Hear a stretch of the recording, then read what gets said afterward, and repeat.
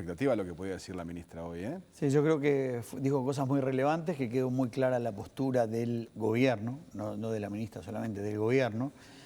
Y me dejó en claro, me ratificó la idea que yo había manejado al comienzo del programa, y es que este conflicto va mucho más allá de lo coyuntural. Hay un tema fundamental, que es el tema salarial, un tema extremadamente sensible.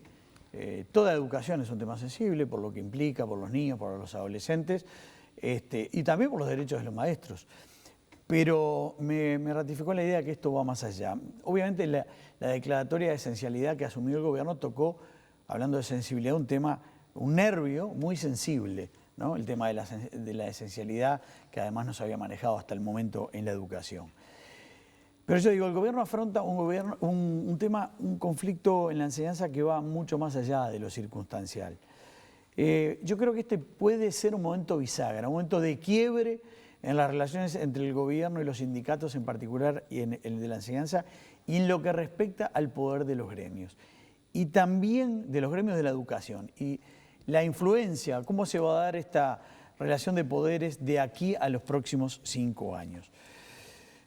¿Por qué? Porque el gobierno tiene muchos desafíos en la educación. El propio presidente Tabaré Vázquez, lo veíamos al comienzo del programa, había dejado muy en claro el año pasado, al comenzar su campaña, que el tema educativo iba a ser clave y que iba a recurrir a la esencialidad de los servicios si era necesario.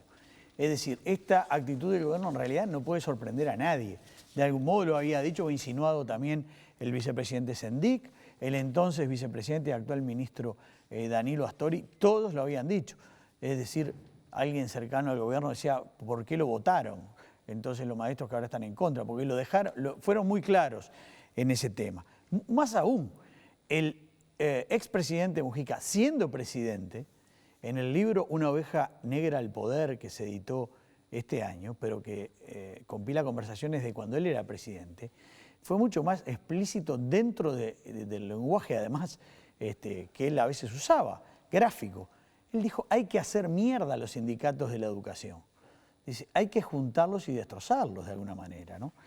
Entonces, bueno, creo que sorpresas no puede haber. He sabido que, por eso hablo más allá de este conflicto, que los gremios de la enseñanza se han opuesto sistemáticamente a todas las reformas que se han propuesto en esta materia, y el gobierno sabe que necesita hacer reformas en los próximos 5 años. ¿Por qué? Porque la situación de la educación en Uruguay es muy compleja y grave. Hay un altísimo nivel de deserción escolar, muy alto nivel de estudiantes que no completan el ciclo básico de la educación secundaria. Lo decía hoy la propia ministra, hablaba de ese problema. El Uruguay está quedando rezagado, ya no a nivel de países del primer mundo o de Asia, sino países de la región en materia educativa. Y por tanto el Uruguay tiene un desafío enorme, y lo tiene el gobierno. Y de algún modo también lo tienen los sindicatos. Y por tanto, esta pulseada creo que va a determinar el resultado de esta pulseada, cuál es el margen con el que va a contar el gobierno de alguna manera en los próximos 5 años. O sea, es un conflicto de fondo en el que se juegan cosas muy importantes para el futuro, no solo de este gobierno, de los niños que hoy cursan la primaria, de los chicos que cursan secundaria y del propio Uruguay, que si no mejora su nivel en educación, va a quedar, se va a volver cada vez menos competitivo. Y todo esto, por supuesto, también implica un desafío para la conducción sindical. Y el PIT-CNT creo que se ha dado cuenta, porque las señales que ha dado en las últimas horas han sido obviamente de respaldo a los gremios de la educación, pero tiene también un llamado al diálogo, una postura dentro de las críticas bastante equilibrada, diciendo siéntense, y al mismo tiempo unos deponen las medidas de paro y otros deponen la esencialidad.